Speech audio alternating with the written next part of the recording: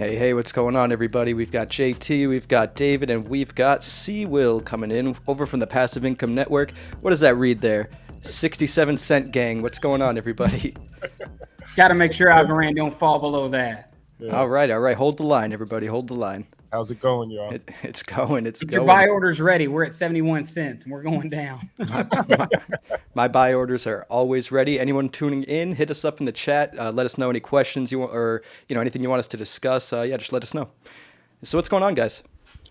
It's been a busy week so far. We got some news. Potentially, obviously, some big news dropping on Earth Day that Stacey Warden has been very reluctant to give us anything on, even though I've tried many attempts. I see you with all the memes attacking, trying to get her to poke the bear to get some info out. Yeah, that's funny. Man, I'm good. The market is, always what gets my attention. I'm looking at it at night when I go to sleep and when I wake up. Oh man, lately that's not a good thing to go to sleep to lately, man. You're gonna have nightmares. I know. I've just been waiting to wake up to the point where Algorand's either like testing 67 cents and it's not looking good, or it's already broke below it, and then I can just be like, all right, it's here. The day has come. I want that 59 cent. See, will you end up putting that Algorand shirt on? Oh yeah. Oh hell yeah, we're all rocking Algo shirts. Algo. Yeah. I'll go to the moon, baby. Yeah. Nice. One of those moon ones too. But shout out to the Algo. Damien, it's coming. Fortnite. Somebody called it. I forget the Twitter handle. They said they said Earth Day is going to be epic, and Epic Games is the creator of Fortnite. So I was playing it. I went and played the game to see if I could find an Algorand logo, but I died too quick. So oh no. Damn. Well, you gotta try again. Yeah, so we've got a lot to talk about today, though. We've got that Lofty AI property that sold out in like 40 seconds. Algorand partnering with that Air Europa plane company. They just sold an NFT ticket for $1 million. Say Air Europe. I don't even. I'm just gonna say Air. Well, it's got an A on the end, so but they just sold that NFT for $1 million, which is insane. Yeah. They did what? Yeah, they sold an NFT plane ticket for $1 million. I got some notes I'm gonna say about that. Yeah, there's more that comes with it. It's not just the plane ride. There's like an experience as well that goes with it. Yes. But yeah, I think at the artwork was interesting. Yep. I think we bid on this, then I realized it was all Europe, and I think they partnered with Aorist for the art. I'm pretty sure. I'm not entirely sure though. And then we've got the Algorand partnership with WadsPay. We've got Robinhood listing cryptos, Earth Day speculation, governance, of course. Yieldly announcing more burning and governance with the Yieldly token, not the iYieldly token, which is interesting. Must have heard us, huh? Yeah, must have heard something. We got Elon Musk trying to take over Twitter and overall market sentiment. So I guess let's just start with Lofty AI. Did you guys get in on that property? I did not. No, I did not either. Too fast. And it's so weird because like they obviously they list properties almost one a day, if not one every other day or something. But most of theirs last open for a couple solid weeks. I do think the big thing that made that one sell out so fast was the cash on cash return. 12, yeah. If I would have saw it, that's the highest one yet. Yeah. Yep. I bought in on the other one that had 9% cash on cash. Mm-hmm. It's huge. Yeah, that's a lot. Plus, you get the projected, return or appreciation, bring you up to 20. I mean, I will say this: I had a few notes on that one, just because I think here's maybe why it sold out so fast. One, both renters were government paid, so the first one is a guy who or VA paid, so you don't have to worry about that payment not coming in. So that's a good thing. The other one is Section 8 housing. Now, I will say this just because I've bought properties before that have tenants who are Section 8, and those are the ones that I've had some issues with as far as like renters not paying, having to actually vote on the eviction process. And so, it's not an awful thing, but obviously knowing that it is government funded, that is a good thing, knowing that it should be pretty consistent with, those rent payments coming in and not having to worry about missing those rent payments coming to you. Yeah. Hey, that's a good point because that money is coming, government and Section 8. JT, can you go down to the overall price? Yeah, because sure. I want to bring something up. Someone on my channel wrote me. They say, what about that 4% fee Lofty is paying for listing? So if the property is 125, what would that 4% fee be then?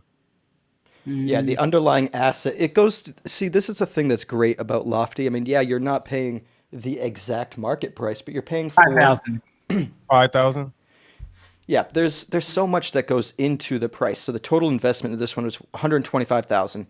The underlying asset was 110,000. So technically you're overpaying by 15,000, but that includes the closing costs, the upfront LLC fees, the maintenance reserve, which you get to vote on. You can, if you're a Lofty holder, you get the emails about that. The vacancy reserve, and all of these reserves are basically to help pay you if money dries up. So Essentially, Yep.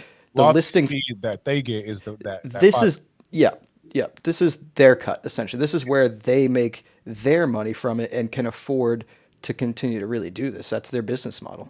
Yep. I mean, And it's a and great business model. I would love to start this in Florida. it is. I mean, sure it could eat into some of the profits, but it is also not crazy in this industry. Especially, I mean, I think REITs have a slightly smaller. Percentage that they take from you, but just like investing in an ETF, there's like Kathy Wood's fund has like a 0.75 fee. Yeah. A lot of REITs have Every like a 401k does too. yeah, and a lot of REITs or real estate investment trusts have a 2, 3, 4% fee as well. So I mean, I guess it is a little high. Maybe it'll come down as the business becomes more established, but I'm okay with it. They're very transparent about it. So I see it as in like like I told the guy too, like they got to eat too. yeah. Because they're facilitating us to make this deal, so they actually need to get some money for that.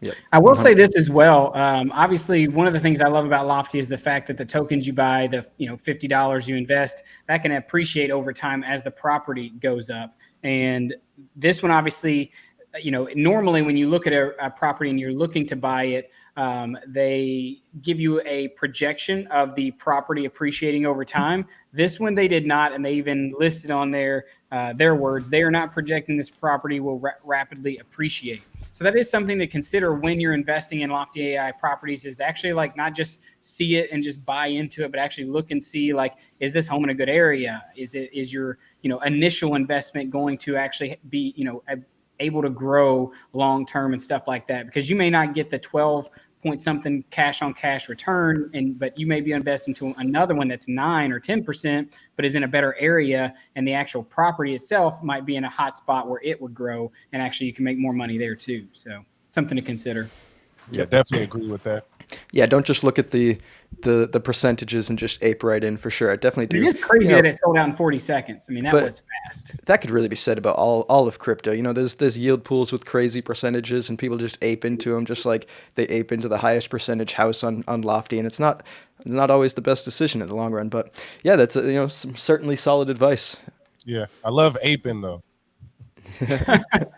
I love aping in. It's just is that gonna be a verb? Maybe. Yeah, I guess it already is. It probably already is. Yeah, definitely. Yeah, I really like the Lofty platform, and I'm so we talked about this before, but I'm happy they don't have a token. Yeah, and there's no plans to, and I think it's a great business model. So shout out to the Lofty team.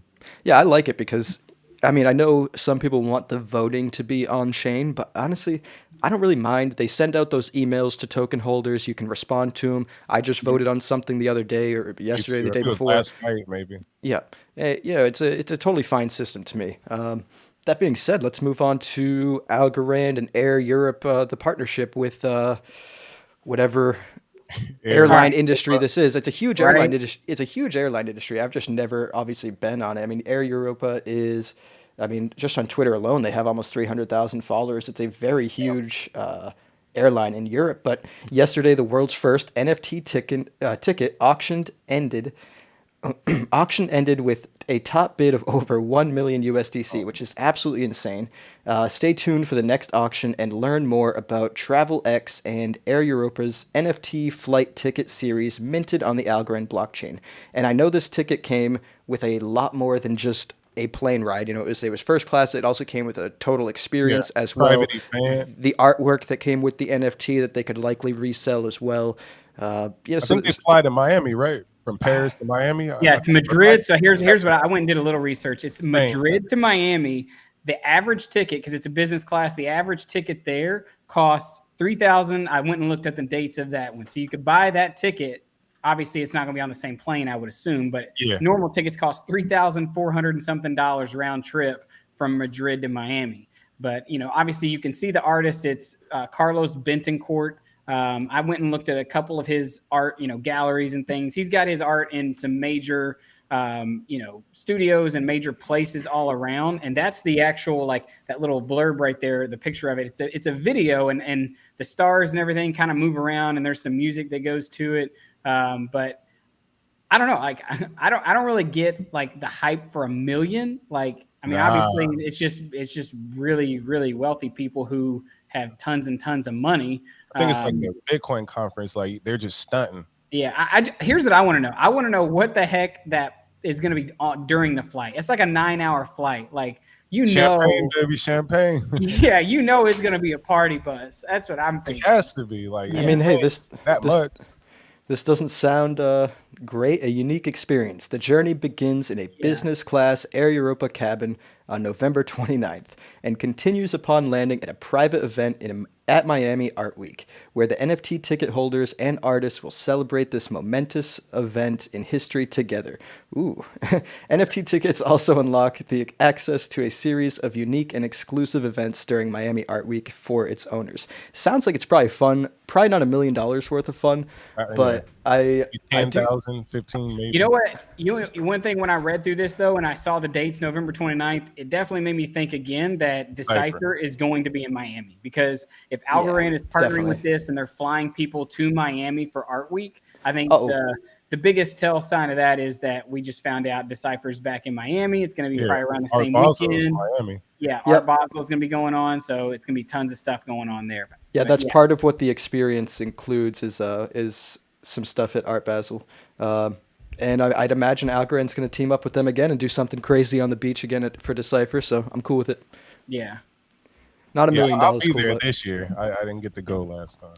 Yeah, definitely. We should all link up when we get there. We'll do a live podcast there. It'll be fire. I'm with it. The day before Decipher started, I did a live podcast with Monty and a whole bunch of other people that he had meet at his Airbnb down there, and it was pretty fun. The only thing I will say that we did it outside, and there were a bunch of planes flying over because he got an Airbnb like right next to the airport. So every few seconds we had to just like chill for a second and wait for the plane to go over because it was drowning us out. But that being said, you guys heard of WadsPay, the partnership with WadsPay? There's a lot of forward on there on Twitter going ham. About how does it help with the TVL? Yeah, I've seen that too. I don't know if he's got an answer, but I'm pretty sure it's all on mainnet because of just the hype I've seen from the WadsPay community. There's the like WTK holders. That's the token for WadsPay, and they're super hyped about it. So I'm not sure too much about it. I really have like very limited knowledge about it. It does, in my opinion, seem like it probably helps them out more than it helps us out. But because from my research, it seems like it's one of those situations where they're, like Square, or they're just a payment processor and helping people convert from fiat to, USDC Algorand. Yeah, they're headquartered in Singapore, so that's obviously why they're partnering with Algorand's blockchain, because that's where Algorand Foundation is headquartered. And it's like, I guess that's where I'm kind of at. It's like I'm ready to see, and that's why I'm super excited for Earth Day to see what type of epic partnership or what the heck they have planned, because I'm ready for Algorand to have some big name partnerships. Like I don't know. I'm literally most of the ones they partnered with, Koi Banks, WadsPay. I mean, all these different ones. Like I know nothing about them. And I have to go do all the research and then find out what they are, what they do. Which it's still great because obviously there's huge markets that are outside of just the U.S. The U.S. isn't the only market, but still would love to see more partnerships from companies that we know. Yeah. I mean, it does seem like it's a big company, but I agree with that. I mean, just to drive some hype, but it's not huge. It's got almost 11K followers on Twitter, although, that doesn't necessarily mean anything technically, but it is a good website. Yeah, definitely. I will say as well, I did a little bit of digging on their website. The CEO of it has background in past job experience in MasterCard and American Express. So, at least he's got some good experience, at least to bring to, getting Algorand, to adoption from, credit card payment network processing and stuff like that. Yeah, because I was looking at, I was watching something, I think it was on TV. It was like a special on El Salvador trying to use like Bitcoin out there. And so, it made me look like, damn, Algorand will be a much better tool out there, because we was watching people trying to make transactions. Some people's went through fast. A lot of them took about 8, 10, 20, 30 minutes. And I can imagine just waiting in line like that. But if we had something like this WazPay out there that's serving a crypto, that would be Yeah, ideal. WazPay is very big in like Southeast Asia markets and stuff like Dubai, Southeast over there. Asia, South Asia, Middle East, Africa.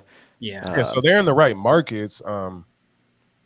I guess we may all not just be, that familiar with Southeast Asian. I mean, they're reducing friction essentially, and that's what Algorand's all about. I mean, this mission statement right here, the first sentence really says it all: is WazPay is building an interoperable and agnostic blockchain-based payments ecosystem, which is, especially if there's going to be a multi-chain world, it's going to be totally necessary to have payment systems that can operate on whatever, really.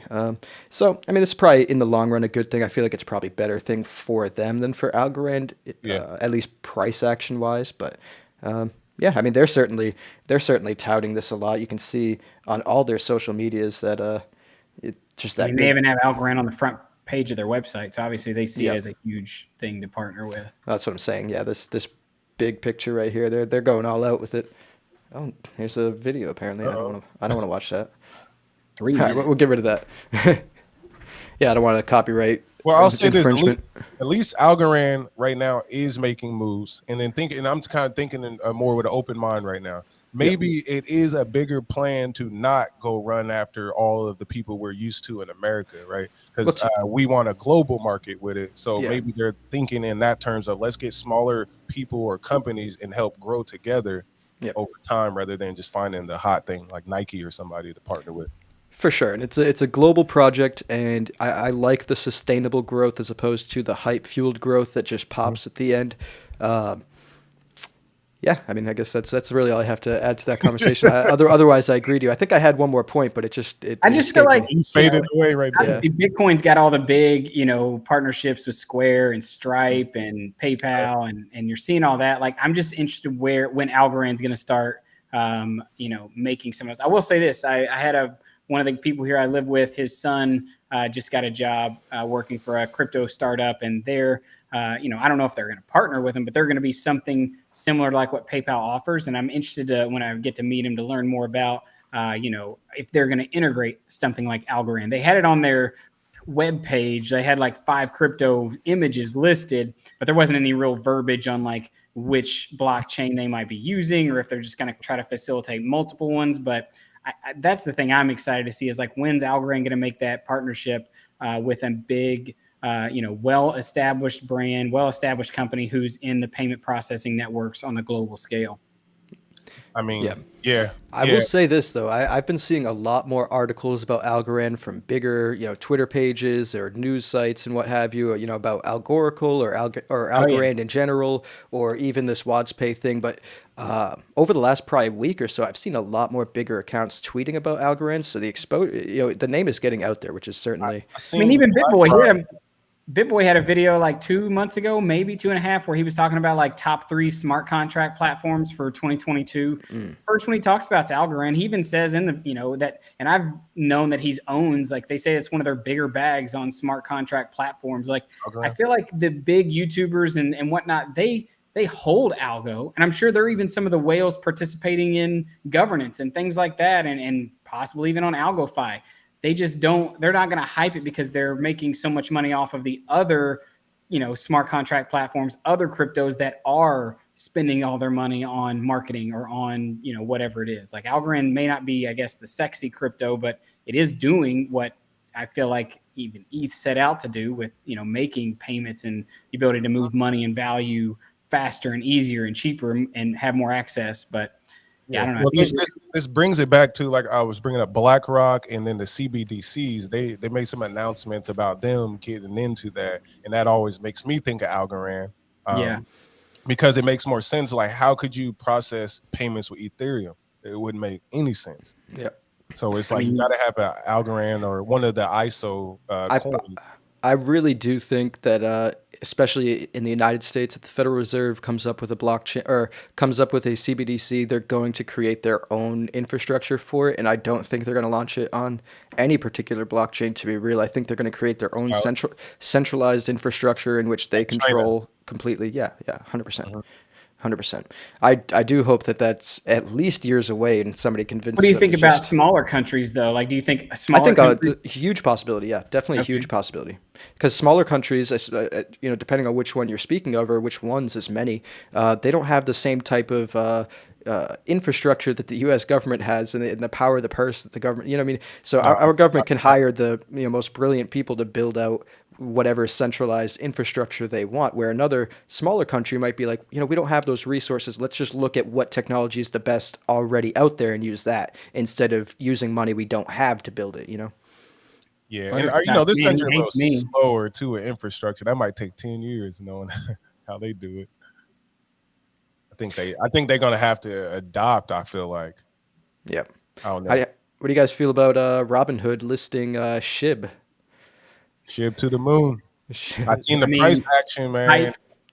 I think the first question would be, do they have the installed crypto wallets yet, or is it still like paper trading sheep? I I'll say don't this. know. Go for it. I don't have my Robinhood account anymore, but when I did have it, I had signed up on their wait list to be able to actually move crypto, like to actually have access of my keys, I guess, or Yeah. Yeah, some the real form. crypto, basically. Right. And so they did give, I did get an email saying that they were pretty much giving that ability to me. So, like, obviously, I don't know if everyone has it because I know you had to wait on a wait list for your turn, but I think you do have the ability now to actually hold it, send it, and, and Oh, move on and off. yeah. They are rolling out in phases, and right here at Yeah. this Bloomberg article, you can see this news follows the rollout of new crypto wallet to 2 million users. So I think they're just doing it batches at a time, just to probably make sure it goes well and In everyone's not. in It's that not like breaking case, the system. that's really bullish to have Robinhood because they have a big market, Oh, easy yeah. user interface, and all Yeah. of that. So it like that's actually a great move for all of crypto if I they do do wonder make how. this that I wish I successful. could see the statistics of like when they opened that, how many people moved their Dogecoin off of the platform and moved it to other wallets. That's what I always thought was going to be interesting when they opened that up. Like, why would you? Like, it's almost like you're shooting yourself in the foot because you're not earning any yield or you can't really participate in many things on Robinhood. So, like, if anybody owns Bitcoin, Ethereum, Dogecoin, or whatever it is, like what benefit would they have to actually holding it on Robinhood versus sending it out elsewhere? Yep. Yeah, I think the same because it's like, well, are they going to pay our network fees? At this point when we're buying and sending, like how Cash App does with the Lightning network. Right. So it's kind of like what they're going to do there, and that it does cause sell pressure. And I feel like if you're deep in crypto, like some of us here, you wouldn't buy it on Robinhood in the first place. No. No, I mean unless they have the wallets fully out and I can just move it somewhere, but because at that point, then I probably don't see it any different than Coinbase. But No, for since any time before these wallets, yeah, it's been really kind of against like kind of the antithesis of crypto to be buying it on exactly. Robinhood because for all you know, they don't even have them there. You know what I mean? They could just be allowing you to trade something that they actually don't even hold in their treasury. There's actually no way to know, especially That's if you can't. highly likely. Oh yeah, I think so. I honestly do think a lot of their crypto trading up until the wallets, and one of the reasons they took so long is because they actually didn't have all the crypto that they said they did. Because It's they just only a let you buy with cash, sell out. So they always just yeah, really are dealing with cash and those settlements.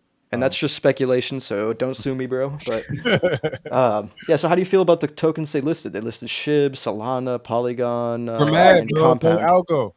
I feel Yeah, like the only where one that? that I was surprised to see in that list was Compound. Like I would have thought we would have saw like something more like an Avalanche with it, or Yeah, I mean, you name it. Some of the other Ethereum based protocols that are more popular. So Compound was the only one that I thought was kind of a shock. Obviously, yeah, I would love to see Algorand listed on something like Robinhood, Gemini.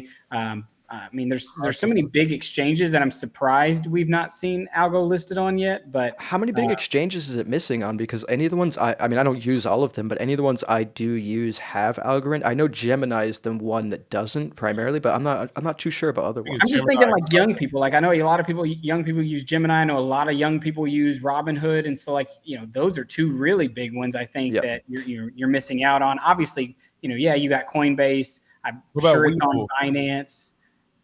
Yeah, it's not a Webull yet. So, it's so strange. It's so strange to me that it's not on something like Webull or Robinhood yet, but you can buy it through this company called I Trust Capital in your crypto IRA. You can create a retirement IRA fund, and they have Algorand. And it's like, how are they up with the times? But some of these super popular exchanges are not. So it's if you didn't know, I Trust Capital. Look up that look that company up. I will say I opened up a Bitcoin IRA with. I mean, obviously the company's called Bitcoin IRA, and for any reason unbeknownst to me, I don't know why. I don't know if they have it now, but for the longest time, they had about 60 to 80 cryptos that you could buy. Algo wasn't one of them. As ultimately why I ended up moving mine off. I mean, I wanted to hold Algo in that account. I mean, I was holding some Bitcoin and ETH. Real quick to the top. That was the one thing that I didn't get why they didn't have Algo listed. They have gold and silver as well, and this is a tax advantaged crypto and precious metal IRA. Yep. Oh wow. You've got Roth, SEP, and traditional IRAs available. Let's see. And I feel like it comes back to the whole point. I mean, I saw someone did quite a bit of research on like some of the new cryptos that Coinbase was about to list, and like they did some sleuthing and found out that like 3 out of the 8 that they were about to release, like almost 3 of them were, you could clearly tell were like awful scams meant to just rug pull people from their money, and like they're down 99%, and like there's no real longevity of this token. But like but then they also pointed out, and like I said, this is not my research, it's something I saw on a Twitter thread, but it showed that insiders to Coinbase were buying this token right before it got listed. Like I think that's just it's still some manipulation. And so I'm sure that also is what pulls some of these major exchanges to either hold or list certain cryptos. Yeah, because it's like if you can do what you just described, get in early, you put 100,000 in, you're gonna make $1 million off that 10x easy. I would. You dump. Damien said, "Would Robinhood listing Algorand be a good move?" 100%. I mean, exposure is good. I mean, think of how many new investors are coming into Robinhood, and who their knowledge of crypto is probably small, but Robinhood still does a good job, I feel, at like if you click on a certain crypto, you can see some articles, so it gives them the ability to do some research and learn more. And especially, I think it even would be really good for something like Robinhood, because like you go to Coinbase, like there's so many cryptos, it's like it's hard to really know which one should I be buying. Whereas like if it were to list right now on something like Robinhood, there's 8 cryptos I think that they offer, maybe 10. It's funny that you said that about Coinbase, because like I remember the days where Coinbase had just so few coins, and everyone was like almost mad at Coinbase because they had to go to all these other sketchy exchanges to get some of the coins they wanted, and now they have too many coins and everyone's mad again. They're like, all right, now you're listing too much and all the shit coins, so you stop that. Yeah, I mean, they do have I think crypto.com has too much. I think they all have too much at this point. And it's like I always tell folks, just make sure you look at the top 10 or top 20 if you are indecisive, because at least those ones have a higher shot of staying. Shout out to SoFi. Go a little lower than the top 20, because that's where Algorand is. But yeah, I get you. I get your feeling. I mean. Yeah. Top 32. Okay, let's see. Yeah, there you go. 32. But I was going to say shout out to SoFi, because SoFi actually has Algorand listed. I saw that actually. Yeah. Yep. I still actually hold some over there. I've not sold it. I bought all of it at like 80 cents back when I first started, because I was just testing out the SoFi platform, and so I'm not selling that. I'll let it sit over there and ride. I actually have some of my Decentraland mana over there as well. And they're a pretty big company too. So that's not a small feat, to be honest. But they don't have their wallets open. So that's the only. Yeah, they're kind of like how Robinhood was. Sucks. Yeah. And I've actually emailed back and forth with them to ask them if they're going to open up their wallets. And if the market demands it, they'll do it, because that's where the money is. They'll notice that everyone's buying crypto elsewhere besides on SoFi. And I'd imagine that's coming with time for sure. I mean, just from a good business standpoint, I couldn't imagine they wouldn't do that. But so, we talked about it a little bit last time, but how do you guys feel about Earth Day speculation now that we're getting a little bit closer? Let David take that one. All those. I have nothing. I mean, obviously they had that Earth Day. What was it? They had some type of metaverse thing dropped today from the foundation. What was you it? tagged the wrong Algo found member? Yeah. This was actually kind of funny. Please, Algo fam, y'all need to stop asking me what we are doing for Earth Day. Think of that person, whoever owns that account, getting like all the notifications, probably like, what the heck? It's so funny because you click on it, it's just the most random person, and I don't even know what language he's speaking, to be honest. I'm going to say Paris. It looks like the Eiffel Tower. In terms of Earth Day, Paris, so we should be suspecting an announcement, and we haven't heard anything. I seen, was it Jason Lee also, looked like he was gonna flirt with an announcement but did not make one. But we have a whole week if I'm correct, right? Yes, it's on the 22nd, so we still have some time. But they did release a tweet today, the foundation did, saying that there is a like metaverse thing. It's gonna be like 4 a.m. because it's, I guess, I don't know why, but I think it's gonna be like, I think they're gonna do it and it's gonna be recorded, and then you're gonna be able to watch it, I guess, during the day. I went and signed up for it. There's a link on their Twitter you can follow to be on there, but something about the green blockchain, the green metaverse. I hope that it's something way bigger than that, but obviously I literally have no idea. I literally went to look at like Earth Day 2022, like the website, to see if there's any big events that they have going on. I was trying to see if they had any partnerships, like any big companies that are partnering this year. Like I literally can't find anything. Do you know if they did anything last year? I have no idea. They probably did, but I have no idea. That was like right when I was buying Algorand before, but I didn't really start doing research, so I probably wasn't even like on the radar really that much on like what the foundation was doing. I'll say this: it's probably good news. I mean, it's probably beneficial news, but I'm not positive it's like gonna be all the hype that it's getting. That's what I'm afraid of. And even if it is like fantastic news, I mean, unless it pulls money from other chains, I don't see new money pouring into the blockchain ecosystem anyway. So, like, what effect will even great news have in this current market is still yet to be seen. I'm telling you now, it's going to be they're going to drop the news. Algorand's going to be like 68 cents, 67 cents. It's going to underwhelm, and that's going to be what just gets everybody to say, like, gets everybody in an uproar, and we're going to see Algorand tank to like 50 cents. The announcement is going to be I'll buy a bunch, so I'm fine. Yeah. Greta Thunberg partnership. That's what it's going to be. Hell, no. If it went to 50 cents, I'd probably start unloading a lot of my stablecoin positions. So, I'm sorry, if they make a partnership with Greta Thunberg, that's what it's going to be. I don't even know. David's out. I'll buy yours for pennies on the dollar, David. The new ESG movement, Greta Thunberg, Algorand. Oh man, yeah, that would hurt. Yeah, that would. I wonder, because I don't think announcements will help none of us in terms of price. Because, I agree, JT. The money is in crypto right now, and we need something else to get more money in. I'm trying to think like what big green companies, like obviously I know there are some, but like I literally like as far as like speculating, like I have a speculation. No idea.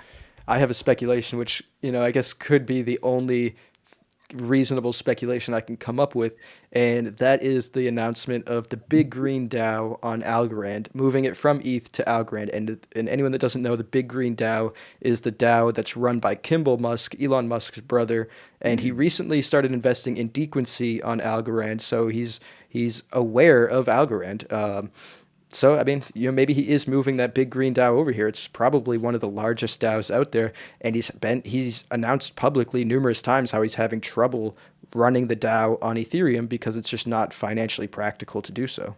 Yeah, I mean, hey, I feel like that's the best speculative bet we've made, other than that one guy who saw Epic and said maybe they're partnering with Fortnite and Epic Games. It's going to be a NFT one with like Algorand or something like that. Oh yeah, there's going to be an NFT for sure. But I feel like it's going to be more than just an NFT, but there's definitely going to be NFTs. There's no doubt in my mind. They've also hinted that the end of this month is supposed to be like when they're releasing that huge onslaught of marketing and PR stuff that they've apparently Algorand Foundation hired a very big PR firm to handle that. So I'm sure it'll be more things, but I feel like the green, Earth Day or whatever will be like to kick it off. And then like they're going to have, a rollout of other announcements and other updates. Hopefully, I mean, I like, obviously I love the partnerships and stuff, but I just can't wait to see the actual transactions per second upgrade happen. Yep. I can't wait to see some of the other like tech upgrades come through.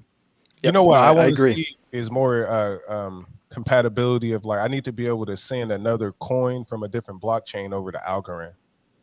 That's what I want to see more. Yeah, whatever chain figures that out first, like Yeah. successfully, will definitely be pretty much a top dog in the space, because that is it is a pain in the neck really to go from like Bitcoin to Yeah. Algorand or any chain from Algo. You got to use a bridge, or you just got to sell first and then buy on the other That's chain. what I always have to do, and I hate doing that because then that's a taxable event. You Yeah. actually got issues there.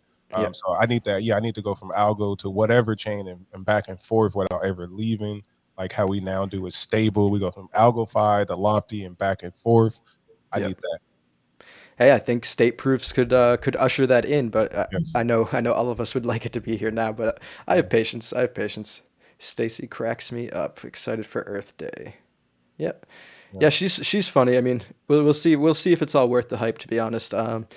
I like I said, I really hope it's something maybe like the Big Green DAO. Maybe they do, just for some reason, even though it has nothing about Earth Day, they do announce the 10K TPS upgrade, because they said it was supposed to be coming out around this time or like within the next couple weeks or something like that.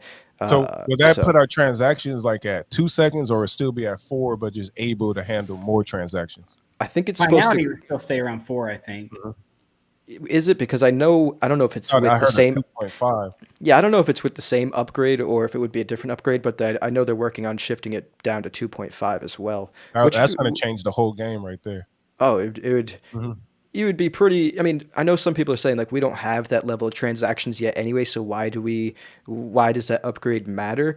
But one, if adoption takes off rapidly, you want to have the rails there to withstand that adoption. You don't want the adoption to be taking off and you be behind the curveball and be like, oh, we got to upgrade our tech so we can keep up with the adoption that's happening. We want to be ahead of the adoption curve. But on the other end of it, it's a great marketing tool. You saw how Solana was able to market their inflated and add an asterisk next to 46,000 or whatever they have TPS, and you saw how well that worked for them. So in my mind, it'll be great for marketing, and it'll be great for when that adoption curve comes, because you don't want to be behind it, you want to be in front of it. Yeah, or you're 100% going to be Ethereum. I think they just extended theirs down to like the end of the year now about their upgrade. Oh man, they're delaying. I don't know if it's going to happen. They've been delaying the inevitable since 2019. So I don't know. I don't know how much longer people can just wait for ETH 2.0. I mean, I think got rid of the ETH 2.0 name anyway and just started calling it the merge because it was confusing people or whatever. I got some ETH stuck on Coinbase, just like a whole bunch of people who was like, oh, we thought it was coming, and here we are waiting. And now it's permanently stuck. I think that's why Ethereum's not coming down in price. Everyone's got it locked up in everyone's got it locked up in this ETH 2.0 protocol that's never coming. Yeah, smart move by Ethereum. Huh? Yeah. What's the next, y'all? Yeah, that is kind of hilarious to think about, to be honest. Next we've got governance strategies. What did everyone end up doing for governance? Well, me, I put a little bit more algos on there into AlgoFi. I'm 100% in the vault. Nice. All my algos are on AlgoFi. I got like 2 different AlgoFi accounts I use, but they're all on there. And I am not going to take out any more leverage. I'm trying to just wait it out. And just wait until pricing appreciation, and then I'm just holding my bag on the AlgoFi. What about y'all? I did the same amount. Well, obviously the amount I had in past governance with my rewards, rolled those into AlgoFi's vault. I'm going to test out AlgoFi first for this one, and then obviously the rest of mine, I'm just all the other algos I have pretty much on AlgoFi. I've pretty much been using it, but I'm looking at possibly incorporating some folks' finance, obviously not their governance, but possibly just using their platform and as well as PactFi during this governance period to take advantage of some of the Aeneas rewards that are out there. But no, I think AlgoFi obviously did a great job. They got almost 90 million, 83 million vaulted total. 83 million. Yeah, it's pretty good for their part. I think they got 12 or 13 million over at Folks Finance, and I don't think Guard's information has come out yet. I'd love to see what their information is. But as What's the for total? the Is it total, almost 4 billion? yeah, the I thought it total was is funny. No, just under it's 4 4. billion, Which is funny that the 3.95 foundation billion. put 4 billion there. It's like they're trying to cheese, like, but you can hover over it. It's actually like They got to put 3.95. 3.9. Yeah. Yeah, I mean, so that's what 60% of the circulating supply. Amazing. Yeah, it's just about 60% of the circulating supply, which Amazing. is pretty intense. It's up almost 10% from last period. The last period was 49% committed. I mean, of course, some people dropped out over time, but there was still a substantial amount in there by the end of the period. So Yeah. I think if we have a similar amount of dropout rate, we might drop down to the beginning amount of last period, which was still like 49%, 50%. So I mean, that's a great commitment level, to be honest. I think something that was interesting to me is how the first governance period, we had like 51,000 governors. Most of those stayed through the entire time. There wasn't really a big drop. Then you had the second round. I want to say it was like 40,000 something governors, but that was at the start. But then it ended like in the 30 something thousand governors range. So we actually saw quite a few people drop out of being eligible and being a governor in the second period. So this one actually is the highest with 58,000 governors. So it'll be interesting to see, if that many people make a vote, because then that would be obviously more than we had the very first time, which set a record for the most people to have a vote, a decentralized vote on a protocol, upgrade or, moving forward, thing like that. But I also think that depends upon the price action. Obviously, if we see Algo rocket, back above $2 or something, I can almost guarantee that people are going to be pulling their algos out of governance and possibly moving them around. Yeah, I agree. Yeah. I think the vaulting is gonna, make us have to go through a few more steps to do it. So I think that will help us out a lot on terms of the 80 million that's on AlgoFi. But yeah, I at do. $2 moon, I mean, at $2.52, people are going to sell. Yeah, I do think that I do like the fact, obviously, hoping that, the vault doesn't get exploited and there's nothing like that we see this first period on any of the protocols, Folks, AlgoFi, or AlgoGuard. But I do like the fact of having my algos in the vault, and then like I can use my main wallet now without having to worry about dropping below that number. So that is a cool thing that I like having there. And obviously, I like being able to contribute to the TVL, which I think as Algorand continues to grow, the next period, especially, like I said, if there's no issues, no exploits, nothing bad happens, I think that's super bullish for the next one. AlgoFi and Folks and Guard could end up really unlocking even more of that, 4 billion that's in governance and bringing that over. Yeah, I agree. I agree. Most of my algo is in AlgoFi, but I am also using Folks Finance because I think their wrapped algo idea is actually really cool because you're unlocking that liquidity without going on leverage. You're not having to borrow. You're just given this wrapped algo, which you can use however you want. You can sell it. You can do whatever. So you're not taking on debt. You're just replacing it with a wrapped algo. And when at the end of the period, you just have to give your wrapped algo back to get your regular algo, if you even want to. If you've sold your wrapped algo and made more money, you might not even want to get your original algo back. But regardless, if you got the wrapped algo, you can then unwrap it. Anybody can unwrap it. Anybody can unwrap it after the governance period. So you can't go and unwrap it right now because the governance period is going on. And if they let everyone unwrap it, then the pool itself would go under the committed stake. But at the end of the period, anybody that's holding a G algo can go unwrap it for an algo. So I've actually been purchasing when I want to go buy algo, I've been buying G algo whenever it's cheaper than algo because you're essentially getting more Algorand that you're able to unmint later. But yeah, so my plan is AlgoFi, Vaults, and Folks Finance, earning the 7% yield there. And then I'm LPing on PactFi. I'm LPing my Algo and my Go PTC for about 63%, my Algo and Go Mint for about 113%. I'm LP farming on TinyMan with Algo and the G Algo that I got from Folks Finance at about 21%. And then I'm staking on Yieldly for XET for 28%, Yieldly for 24%. Of course, I'm on AlgoFi, staking in that boosted stake. Wait. You said you have some Yieldly? I have this. Yeah. I told you about this. I told you about this last episode Yeah, I'm just playing with when you. I bought the Yieldly because of the burn, and Yeah, you we can stuck talk. that. No, we can talk about that because actually some Yieldly news came up anyway. But then of course I'm staking stable in that boosted pool. Last I checked, it was about 30%. DeFly, Opulus, and Lofty AI. That's my governance and yield farming strategy currently. Nice. Yeah, you nice breakdown. Yeah, so I mean, if you want, we can move Let's right on to Yieldly yeah, because let's that was go actually to the that was next actually the next conversation anyway. Did you guys hear the recent news about them trying to burn either 1 or 3 million Yieldly every month for 12 months, depending on the vote? Yeah. What was that Saw that. percentage? The number? Not a significant one. It was 0.36% if you went with the higher option. The One three, third of a percent. Ooh. yeah, a third of a percent. So like really, and that's with the higher option. The other option would have been what, like 0.1%, something like that. So I So see the exciting thing is there that they're working with Choice Coin to do the vote, which yep, using Yieldly instead of a iYieldly or a new token. So I'll I say agree. community, we won in Yep, terms of having them not do that. yep. So and I met Brian of, I think that's his name, Brian of Choice Coin, right? It seems like they're doing a lot of good work. I need to do a lot more research still, but I keep hearing about them. I've done a chat with one of their founders, and that's pretty cool. I will say this: it's funny because like so many people in the Reddit community for Yieldly are like blasting Yieldly because they're like, "Wait a minute, you mean to tell me that I got to withdraw my Yieldly from staking to go and vote?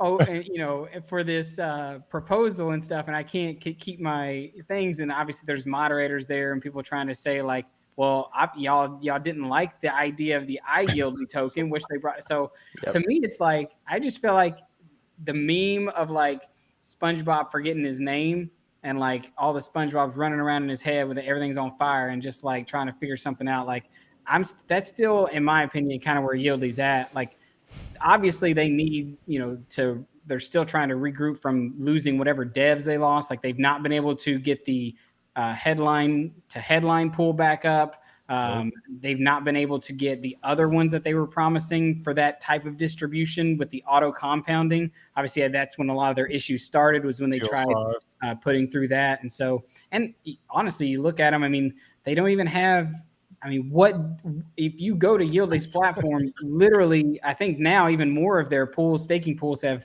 They got like expired. 2 left, Yeah. I think. Yeah, All with and low I mean, percentages. other than if you have XET or if you have some LP tokens, like maybe you can still keep them in there. But most of the tokens, even then, are community coins. I mean, obviously, Crypto Nerd is very bullish on them Shout out because to he has Crypto his Nerd. token over there. But that you have to take that with a grain of salt because obviously you're gonna pump your own token, and not gonna say that's a bad thing. But I mean, realistically, I mean, what is that? 4 pools for staking? They're all about to end. 4 pools. Yep.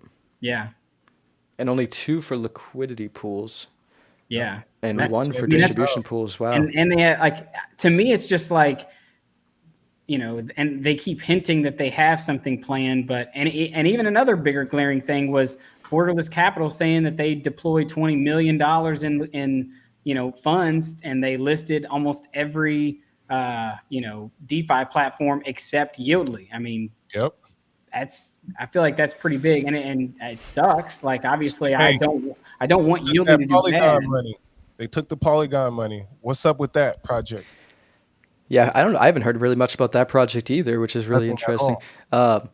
I will say I agree with what you said, Will, that it is a win, I think, for the Yieldly token itself that they didn't go with iYieldly because it brings more utility to the token, and without more utility, the token is going to continue to suffer.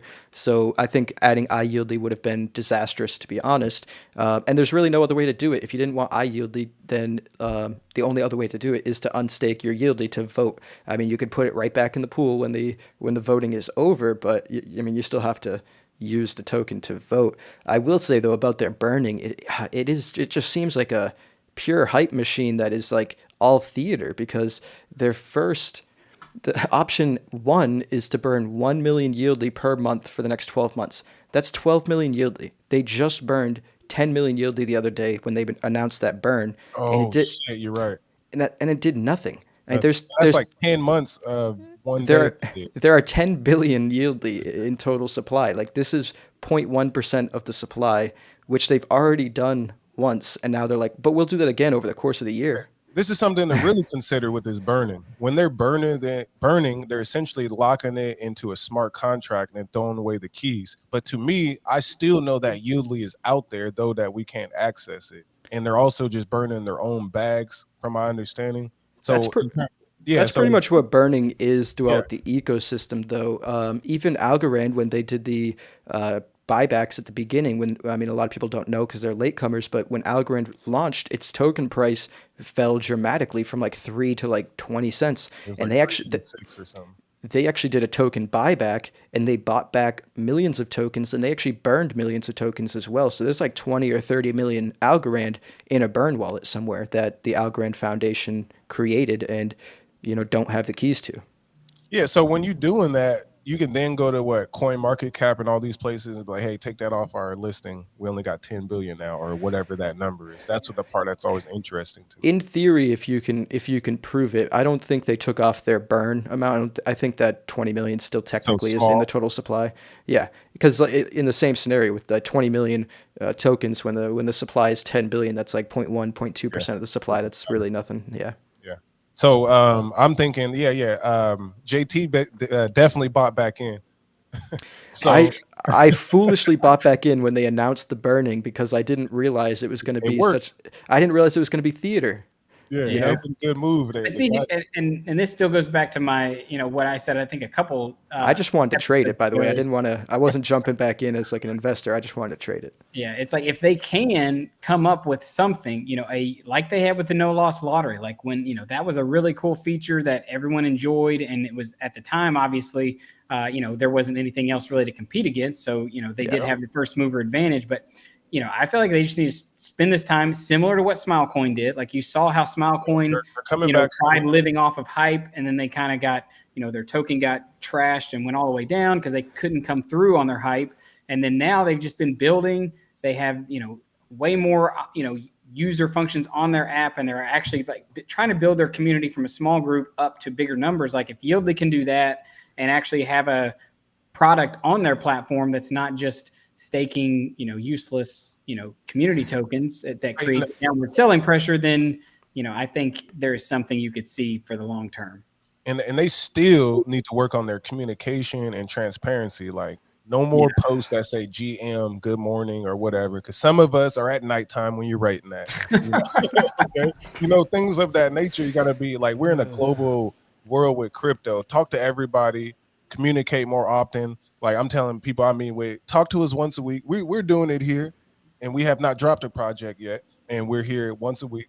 Like at least, like talk to us. Give these twice a week lately. So it's like that Yuli could, definitely get some advice from what we're doing here. Yeah, it's kind of like Zone. Zone's another really big platform that I was super excited about. But their team kind of follows the same. Like they just kind of go dark for a while, and then all of a sudden they do an onslaught of tweets and saying updates and things that they're doing. Opulus has done the same. I don't mind that strategy if you're going dark and actually building something, and when you come back into the light, it's like, oh, look at this cool thing I built. Because AlgoFi has done that plenty of times where they're not announcing their next thing, they're just building it, and then all of a sudden it's like, hey, here's this next thing. Everyone was blindsided when they announced they were going to do governance, and same thing with the Lofty AI partnership with Stable. None of that was pre-announced. They were just making it happen, and then they announced it. There's too much like trying to create hype and string everything along with hype, but no substance, and that's not going to work in the long run. No, I tell people, even with my channel, like none of us have the largest channels ever, but what I do consistently see is the work. Like no hype, just work, and work. That's like the main thing, and that the dropping of the product is your hype. That is your announcement, because like what you say with AlgoFi, you were successfully. Oh, we got vaults now. Oh shit. Let's use them. They're working fine. And then we get, Zap comes. Like we got more things happening, and there's no hype, only work. It's crazy. Yeah, I agree. I mean, that's part of the reason my two favorite projects so far are Lofty and AlgoFi. They're the least hype projects, but they're the most useful projects in my opinion. So I don't know. I will say this. I did buy a small bag of DFly in Headline. I had to. Oh, there you go. I mean, I'm still a big holder of DFly, so I have no qualms with that. Buy Okay. some more. How I do you hear guys feel about onto something more light? How you. about the Elon Musk hostile Twitter takeover? He Let me start. Go ahead. of course we know he bought 9.2% of the company, but there is some pushback about him joining the board because he's got to kind of bend to their desires and he doesn't want to do that. So he's actually putting out an offer to just buy the entire company outright at a premium, so for more than Twitter's worth on the open market, and take it private, take it off of the public market and turn it back into a private company. How do you guys feel about that? Let me tap in. For one, I don't trust nothing Elon Musk say. Because tomorrow, if this sell, yes, because if this doesn't go through, if you read the other fine print, he gonna sell everything and dump Twitter.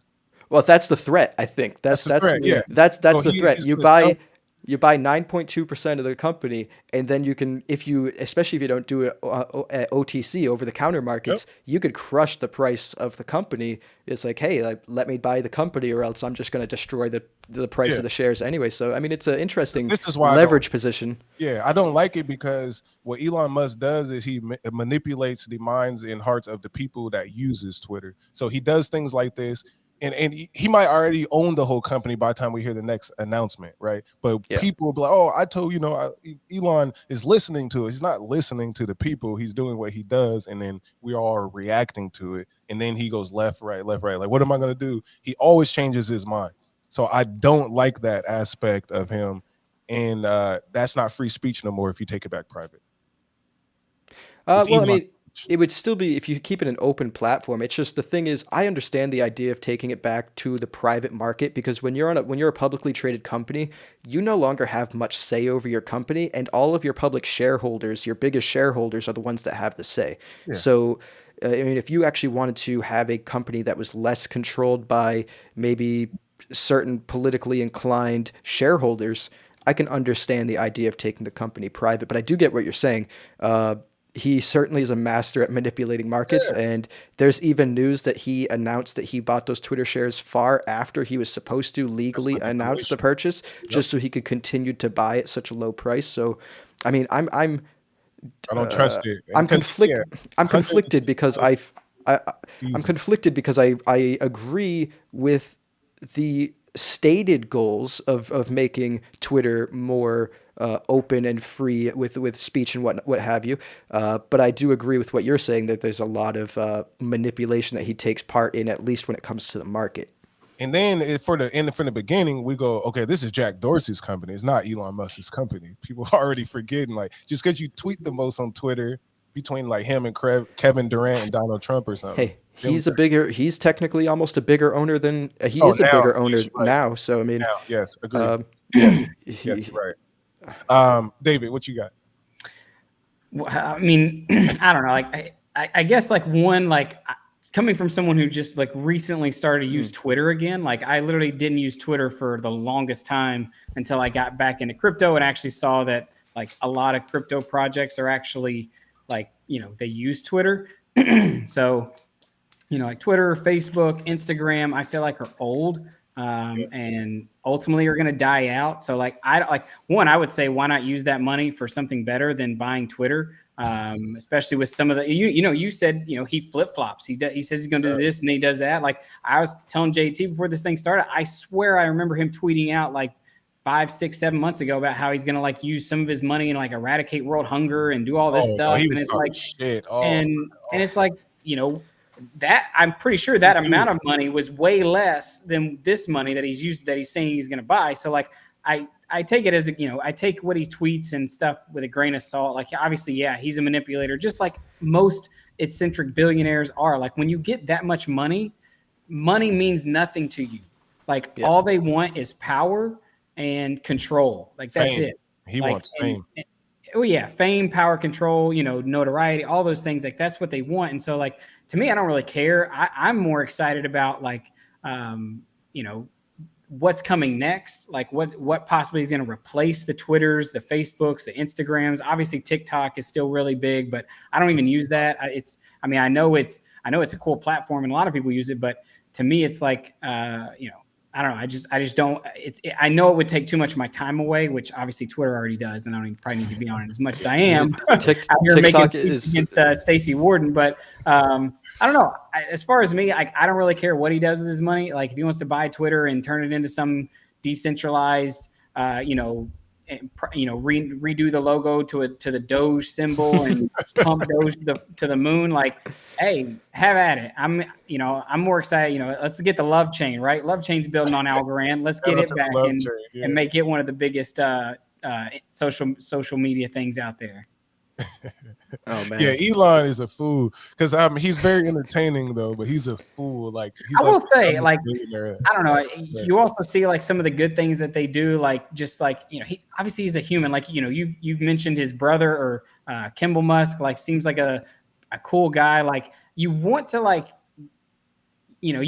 hate these people because of like where they're maybe where they're at and the things they do with their money. But then like you get in a room with them and you talk to them and like it's almost hard to hate them, like because then they can almost like win you over by how they talk or how smooth of a talker they are. I don't know, but I don't know about you. I think we're all too binary in this world anyway, because like for the most part I like the Musks, but just like everybody I come in contact with, there are things I dislike about people. You know what I mean? Like everything's not all good or bad. You're not gonna like enjoy what somebody says 100% of the time. You're not going to agree with the way somebody thinks 100% of the time. So, I think the less binary, hate love conversation is probably good. That being said, hate love. How do you guys feel about the market? You hate it? You love it? What do you think? What's Algorand at right now? 71 cents? 72. I mean, honestly, with the market right now, I'm like for buying, I'm like, okay, it's good buying time right now. Again, I feel like this is for the 50th time this year, but I'm like, good buy time. This is like, I mean, if you look at the macro trend of Algorand, this is a historically a really good time to buy, or a good price point to buy at. Obviously, the overall market does not say that. The overall market screams that there is a lot of potential for many bad things that could possibly come and could hammer. I mean, we saw what happened when Algorand was, before 2020, it looked like it was, or before COVID, it looked like it was on a good run. And then obviously COVID hit and knocked it all the way down to its all-time low of like 10 cents. So, you don't know if there's that type of, event on the horizon that could really do some damage. But I mean, I do think right now is a good time if you're someone who's getting into Algorand, or even if you have a small bag, it's a great spot to dollar cost average and lower your average. Yeah, I agree. It is a great time to be dollar cost averaging. It is a great time to be buying, not like aping in. Obviously, if you say you had $1,000, don't just throw $1,000 into the market right now and then have nothing to continue to buy with over time, because it might not turn around this week or this month. But I mean, historically, this is the global in and out of the money chart. So like the green represents how many people are in the money and the red represents how many people are out of the money, or AKA like in losses.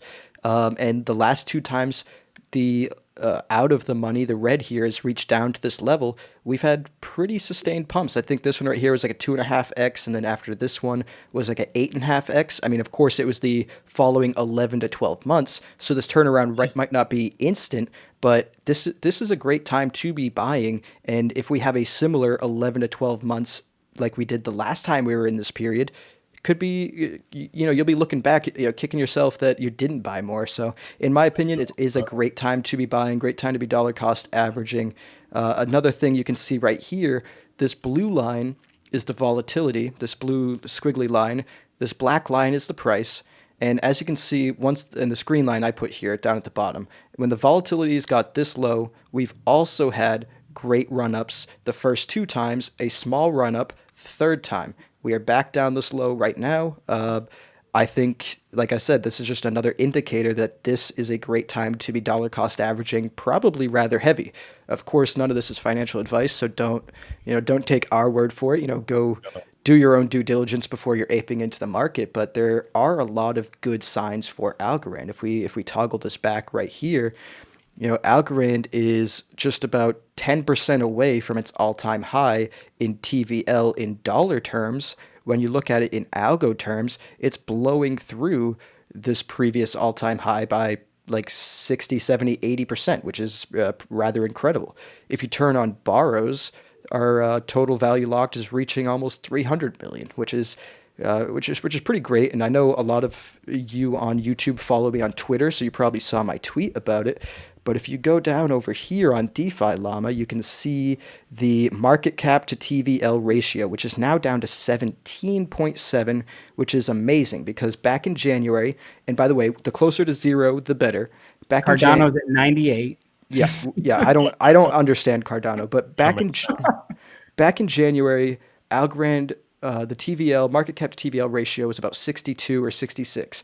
At the beginning of April, it came down to the 30s. The other day, it was 25. Now it's 17. I mean, and you look at the chains that are at the top. You've got Ethereum at 2.4. You've got Luna at 1.0. You've got Binance Smart Chain at 4. You've got Avalanche at 1. There's a common theme here. There's Solana at 4.5. All of these chains are higher in market cap than Algorand and have a much better market cap to TVL ratio. But we are rapidly getting closer to in a fairly valued market cap TVL ratio, which I think will overall be great for Algorand because it'll make Algorand begin to look like a much better investment to the broader market for the people that aren't diehard Algorand people that understand it. Other people look at these sort of metrics and go, oh, which chain are people using? Which chains are overvalued or undervalued based on how much user ability they have in the DeFi platform? So it's something to keep an eye out. Yeah, something to keep an eye out for. Things, in my opinion, don't look too bullish on the macro end of the spectrum. You know, we've still got that prolonged Russia-Ukraine war. We've got the worst inflation prints in like 40 years. So 8.5%. In the macro headwinds don't look great, but I will say, based on everything I just showed, it does not look like a bad time to be buying Algorand. I am continuing to buy Algorand every week. I'm continuing to unload some stable coins. There is this one issue where like I try to unload, like I said, I have like 35% stable coins. I try to unload some and then the price goes down and then I'm back to 35% stable coins. I'm like, Jesus, I need to do this again. It's whatever. I'm trying to get that back down to maybe like 25% at this point because the prices are great. And if they go lower, I'm going to continue to buy. I will say this: my market sentiment can be summed up in two tweets I saw today. One was from the Amazon, or I think from their CEO, what he tweeted out saying that he sees the crypto market obviously continuing to grow, especially you look on time horizons like by the year 2030. Then also I like starting to follow this guy, Tim Peterson guy, and some of the stuff he puts out. He says he doesn't guess the tops and the bottoms, and obviously he's referring to Bitcoin here, so this is not on Algorand, but he says the bottom was already in at 0 and there is no top. That's the way I see it. Bottom was already set. You could say maybe Algorand's was 10 cents. I don't know, but bottom's already in. There is no top, guys. We're investing in a new asset class that give it 5-10 years. If you're holding the right things and you have conviction on the right plays, I don't think you're going to be, you have a lot of money to play with. It's going to be and even, hey, Kathy Wood, she even tweeted out, it's going to be a fun ride. Yeah. I seen some statistics too. It was like they were asking about what consumers are into in terms of investments. Number one was real estate. Number two was like, I think it was bonds or some random shit or something like that. But at the very bottom, right next to stocks was crypto, only by 1% away. And I was like, yes. Before crypto wouldn't even been on that list, Yeah, slowly but surely, for sure. I hope that Stacy, Kathy Wood. I don't know. I had Stacey Ward in my head. Kathy Wood, her headquarters is moving literally like a 5-minute walk from where I live right now. Like her new headquarters here in St. Pete, where she's moving from New York. So maybe I'll be able to finagle my way over there one time and have a chat with her about. Oh, that would be great. Right. Yeah. There's gonna be like a couple coffee shops I think popping up right there. So I'm just gonna have to like position myself there in the morning sometime to catch her and ask her some questions. Yeah, that would be cool. But listen to Peter Thiel real quick. He was like basically thinking of like Bitcoin, like don't compare it to Ethereum and JT's like, but payment processor. But it's like compare it to the equities market. And then that's what I'm looking at. Like that's a better comparison. And I think that's a good insight to look at the markets that way. Yeah, and we've got a commenter here that's making a good point. And we haven't made it the point on this show today, but I've made this point numerous times. The last 2 times we've probably met together. There is a big support right here at 68, but the more we test it, the more likely it is that we could break through it. And we've said plenty of times that the next line of support isn't until 50 cents, and they want to reiterate the same point, and it's a good point to make because even though, like I said, I still do think it's a good time to dollar cost average. That doesn't mean the market's going to turn around. It very well could continue to stumble back down to, say, 50 cents. But that being said, honestly, I would buy more at 50 cents, so I'm not too worried about that. But of course, it is something that you should be aware of if you're thinking of aping in right now, because I said dollar cost average, which you should never do because I'm not a financial advisor. Just it's like aping at any point is also like usually turns bad. Yeah, just don't ape in regardless. Right. I feel like, especially because like with AlgoFi and stuff like this, like usually when the markets like are when they're running like crazy, like we saw back in 2017 or even this last one, it's when people like start to really leverage, like go really far leverage, and get like this artificially number of people who are holding it just because they're borrowing and they're buying more and they're borrowing and buying more and stuff like that. And so I feel like if you have AlgoFi like I do, like if you think Algo could go to 50 cents or if you think Algo could go to 30 cents or whatever your max pain is, I do it all the time. I do the math and say, all right, if it went there, am I going to get liquidated? And because if I think that that's a reality within the next couple weeks that Algorand could flash crash to 50 cents, I sleep, and I'm not trying to wake up and worry about that. So I'm going to make sure that if I wake up and Algorand's 50 cents, I'm not liquidated. Yep. No, 100%. We should end on that safety point right there. Definitely, if you're using leverage on AlgoFi or Guard or even Folks Finance, because you can borrow and lend there. I know their governance thing isn't actually a leverage thing. They just give you a wrapped asset. But that being said, if you're using leverage at all, do some math. Figure out, if the price went to 30 cents, would you have enough collateral to still not get liquidated? And if the answer is no, you might want to deleverage and de-risk a little bit or add more to your collateral so that way you can withstand some crazy price falls, because this is crypto. Even if it wasn't sustained, you could have a crazy wick down to 30 cents tomorrow and the price be right back to 65 cents within an hour. So, and you don't want to get liquidated in that hour. So you make sure. Because that'd be awful. Yeah. Don't do it. Don't do it. Yeah. So make sure you develop your plans. That's what we're saying. Develop your plans and stay safe out there. I appreciate everyone that stayed to the end. Go subscribe to the Passive Income Network. Go subscribe to Crypto for Change and subscribe to this channel if you haven't already. And we'll see you. We're trying to do these Mondays and Thursdays, a little bit different each time. We'll see, but we'll see you in the next one. All right. See you, everybody.